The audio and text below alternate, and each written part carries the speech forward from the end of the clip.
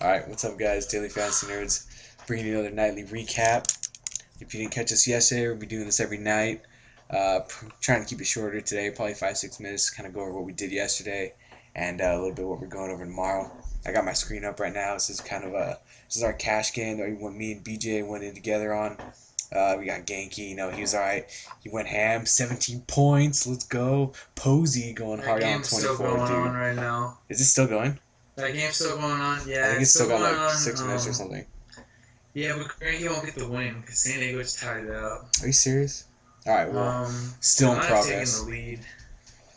But anyway, Tulo was solid today too, 12 points. Dude, Pagan, what the fuck? He got 11 too. All right, we'll take it. This is our cash game lineup. This is our safe play. I'm cashing out of like. Well, Pagan just struck out too, which killed me because there was two guys on. They were down, what is it, one? They were down one, Pagan was up. They either had one or two guys on, and he struck out looking. Yeah, it's over now. Caught him on the corner. I just don't get how you don't swing, dude. To end the game, you're going to let it look. Anyway, that's just different. Anyway, that's our cash game. Pretty solid. I'm cashing basically all of my... I had it in a few triple ups. I had it in big 50-50, a couple beginner ones, some GPP stuff. Cashing everything. Solid day. Basically making everything I put in off that one lineup. The other one didn't do so well. Chan only 7 points. Big fat zeros for Nino. Inciarte. Balls to play Lottos. Zobrist, don't play Lottos. He only ended up getting 2 outs. Shredded. One out or 2 outs? I don't even know. 1 out, I think it was. He was like negative 17. I stopped looking. On DraftKings, he was minus 17. He had 7 runs in the first, dude. Yeah. It was so ugly. And then as he's getting taken out, the announcer goes, "Oh, and he had tons of friends and family in this game. It was such a shame." Oh shit, really? Made it, yeah, dude, it was funny. Dude, he got shredded. Oh well. All right, so cash game pretty solid for today. Made some cash off that. GPP lookup. BJ, how'd you do? Probably my best GPP lineup was what I like to do in GPP lineups is you find your core group of guys. Some people will try and find like their pitchers that they really, really like, and that's obviously the solid strategy. How you're going to make all your money is pitching. But what I like to do in GPPs is what I did tonight was you find your core group of guys that I like. I had Buster Posey in like basically every lineup. Tulowitzki obviously, and I don't think he's really as expensive as it should be. Nobody on Colorado really is. So I had Tulo in every lineup. I had Adrian Gonzalez. The game's not over yet. He might, they're a bat. Right now he's sitting on, 2 hits? 2 hits, a double, and RBI. But what I do is I have that core group of guys, and, then I'll just change out all the pitchers. It's a different GPP strategy. So, what I did was I had Hahn and Paxton. Not very many people were on Paxton at all. He didn't even get the win. But he was still able to squeak out, what did he go for? 6 innings, 5 strikeouts. How many points did he get? He gave up 2 earned runs, 16.5. So at only 6K, 66K, it doesn't kill you. And me having Hahn and Paxton, I was able to get bats in like Posey and Gonzalez and Chris Davis and Tulowitzki and Chris Davis, Dickerson, Carlos Gomez. So I had big bats in my lineup. That was probably my best lineup. It's going to finish, of this, of the, 11,000 in the solo shot. I'm going to finish, top 1,000. Not bad for $1. You make like $4, $3. But yeah, that's probably my best GPP lineup. Looking over the MLB scores, though, if you had a stack somewhere of Atlanta, God knows nobody had that stack. They ended up going out for 12 runs on 14 hits tonight. Baltimore stack was kind of sneaky. And if you stack the San Francisco-Arizona game, we were very pleased. Cheap guys like Lamb and Crawford both on a yard. But yeah, that's going to be another GPP strategy you guys might want to try when you're out there with a lot of entries. Find your core group of guys that you want to play. Yeah. And batters-wise, and try and do experiments with all the different pitchers. Because if you put all your eggs in one basket, pitching-wise, I understand it for cash. You pick your best pitchers. You try and understand because that's where you're going to make your money. But to win a GPP, you're going to have to hit your bats and your pitchers. So try and be low by trying to switch out pitchers too. But that's a whole other conversation in itself. That's what I kind of did tonight, and it kind of worked. I had Greinke and Wood across the board. Both did pretty well. I had one with Lottos. How did Wood end up doing? 17. He ended up getting the win just because Lottos gave up 7 runs in the first. That's true. He scored 15 points. It's not bad. So I think looking at our top pitchers of the night, I think it was Greinke. Let me just double check real quick. Greinke's probably going to be your top pitcher of the night. Greinke and Wood, huh? I We'd go want to with, like, see it's 16? Greinke and Wood. No, I'm just double checking right now just in case. You know how on DraftKings it has like a little swipe across the bottom. Yeah. I'm gonna check that real quick.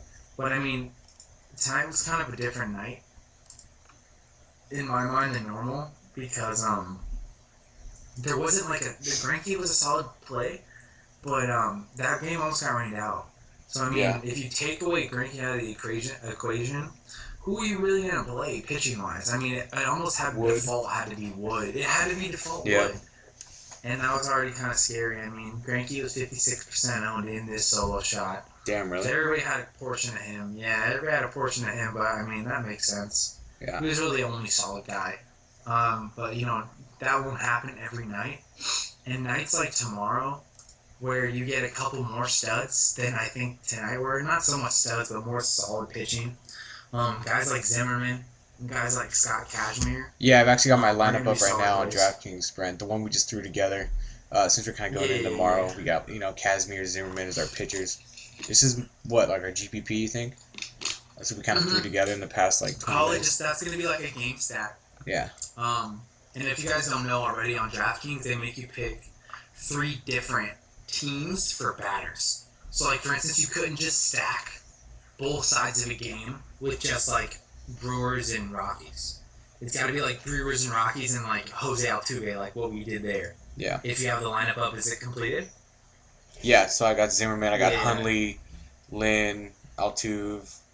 Basically everyone who talked about Tulo, Davis, Dickerson, Parra, Arenado. And that's just the GPP shot in the dark, guys. I mean, that's going to be your highest over run of the night at 8.5. And I mean, they're both, whoever's pitching for Colorado, whoever they have. And I mean, both of them really. Both of them, they just... Target. Yeah, I could see a game that, like tonight where it was like 6-7 in the Arizona game, in the San Francisco game. I could see one of those games with maybe a couple more runs because Colorado has shown they could swing the bat in these last 2 games. And I think that a Milwaukee team is kind of getting off slow. That's why I'm going to continue playing Chris Davis with K and the Alpha at 4,200 over and over again because he's just so solid at getting on base, especially with right-handed hitting. And I'm going to probably be all over him again. That's just, if you have that lineup up, it's just a GPP shot in the dark, something that you guys might want to throw in just because it's going to be the highest scoring game on both sides. You get power from both sides. Parra, though, on the bottom is going to be the only question mark depending on Braun, if he's going to play tomorrow. If Braun isn't going to play, load up Parra in all your lineups because of his price and where he's going to be batting in the lineup. It happened tonight, real quick. I know we got to wrap up the video. Yeah. But real quick, tonight, it showed that because he stepped into Ryan Braun's spot.